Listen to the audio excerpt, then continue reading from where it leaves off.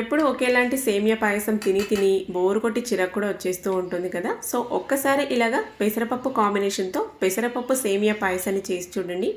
Taste అయితే super ఉంటుంది, ప్రతి ఒక్కరికి నచ్చుతుంది. మరి దీనికోసం 3/4 కప్పు పెసరపప్పుని కుక్కర్లో వేసేసుకొని ఫ్లేమ్ని మీడియం ఫ్లేమ్లో పెట్టేసుకొని 2-3 నిమిషాల పాటు అలా మిక్స్ చేసుకుంటూ మంచి కలర్ వచ్చి మంచి అరోమా వచ్చేంత వరకు ఫ్రై చేసుకోవాలి.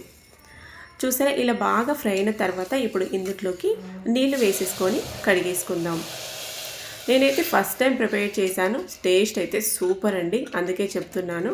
సో ఇలా నీళ్లు వేసేసుకొని గరిటెతోనే మిక్స్ చేసుకోండి, బాగా వేడి ఉంటాయి కాబట్టి కాలుతుంది. సో ఆ నీళ్ళని పారపోసి 2 కప్పుల నీళ్లు వేసేసాను ఇక్కడ. ఇప్పుడు ఒకసారి అంతా బాగా మిక్స్ చేసుకొని ఇందులోకి 1 టీ స్పూను నెయ్యి వేస్తున్నా. ఇప్పుడు మూత క్లోజ్ చేసుకొని హై ఫ్లేమ్లో లేదా మీడియం ఫ్లేమ్లో 2 విజిల్ వచ్చేంత వరకు ఉడికించుకోవాలి. ఇదైతే ఉడికింటుంది. ఇంకొక పొయ్యి మీద కడాయి పెట్టేసుకొని నెయ్యి వేసేస్తూ ఉన్నాను. ఒక 2 టీ స్పూన్లంతా నెయ్యి వేసుకొని ఇందులో నట్స్ వేసుకొని ఫ్రై చేసుకుందాం.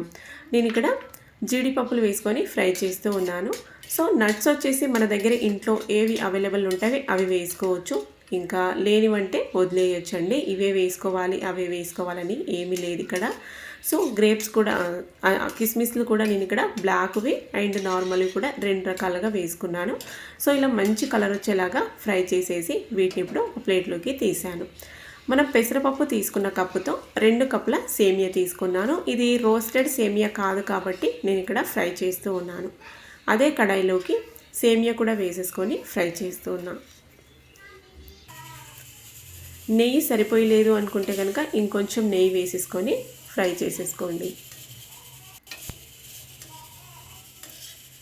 చూసారా, ఇలా బాగా కలర్ వచ్చేలాగా ఫ్రై అవ్వాలి. మళ్ళీ మాడనివ్వకండి, మధ్య మధ్యలో మిక్స్ చేస్తూ ఉన్నారంటే చక్కగా ఫ్రై అయిపోతుంది. సో వీటిని కూడా పక్కన ప్లేట్లోకి తీసేసాను. ఇక్కడ పప్పు చూసారా బాగా మెత్తగా ఉడికిపోయింది 2 విజిల్లకి. ఇప్పుడు దీన్ని గరిటెతో ఇలాగా బాగా మ్యాష్ చేసినట్టు మిక్స్ చేద్దాం. చూసారు కదండి, చక్కగా ఉడికిపోయింది. సో ఇప్పుడు ఇందులోకి బెల్లం వేసాను. బెల్లం కూడా నేను ఇక్కడ 1.5 కప్పు తీసుకున్నా. ఎక్కువ స్వీట్ వద్దనేసి మైల్డ్ స్వీట్గా ఉంటే చాలు. ఎందుకంటే మీకు తెలుసు కదా, మా ఇంట్లో అందరూ స్వీట్ లవర్సే, అందుకే అస్తమానం తింటూ ఉంటాము. మైల్డ్ స్వీట్ ఉంటే చాలు అనేసి 1.5 కప్పు వేసుకున్నాను. మీరు బాగా ఎక్కువ స్వీట్ తింటాము అనుకుంటే 2.5 కప్పుల దాకా వేసుకోండి, బాగా కరెక్ట్గా సరిపోతుంది స్వీట్ అయితే.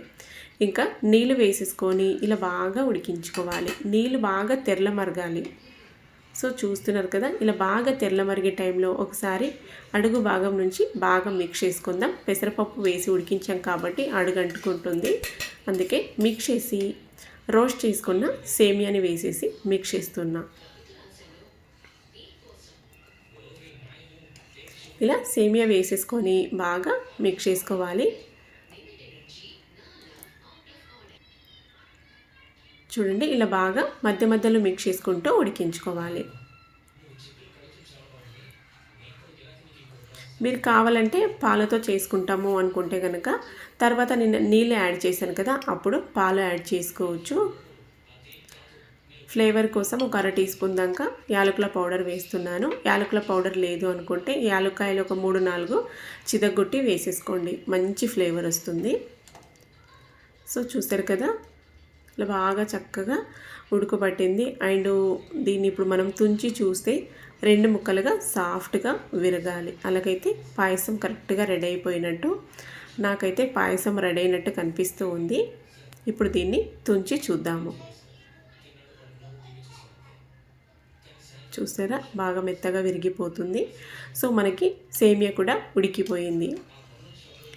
కొన్ని పాలు యాడ్ చేసుకోవాలనుకున్నా కూడా ఇప్పుడు యాడ్ చేసుకోవచ్చు. నేను పాలు లేకుండా నీళ్ళతోనే చేశాను. సో మొత్తానికి ఇప్పుడు మనకి రెసిపీ రెడీ అయిపోయింది. స్టవ్ కట్టేసి ఫైనల్గా పైనుంచి నేతిలో వేయించుకున్న డ్రై ఫ్రూట్స్ డ్రై నట్స్ వేసేసుకొని బాగా మిక్స్ చేసుకొని వేడిగా బౌల్లో సర్వ్ చేసుకొని తింటూ ఉంటే సూపర్ ఉంటుంది. పెసరపప్పు కాంబినేషన్తో ఫస్ట్ టైం ప్రిపేర్ చేశాను. అండ్ హెల్త్కి మంచిది, టేస్ట్ కూడా చాలా బాగుంటుంది. మీ ఇంట్లో ఎవరైనా స్వీట్ లవర్స్ ఉంటే, పాయసం లవర్స్ ఉంటే ఒక్కసారి ఇలాగా పెసరపప్పు కాంబినేషన్తో, అదేనండి పెసరపప్పు సేమియా పాయసాన్ని చేసి పెట్టండి. నచ్చితే లైక్ చేయండి, షేర్ చేయండి. నెక్స్ట్ మళ్ళీ ఒక హెల్తీ రెసిపీతో కలుద్దాం. Thank you for watching. Bye.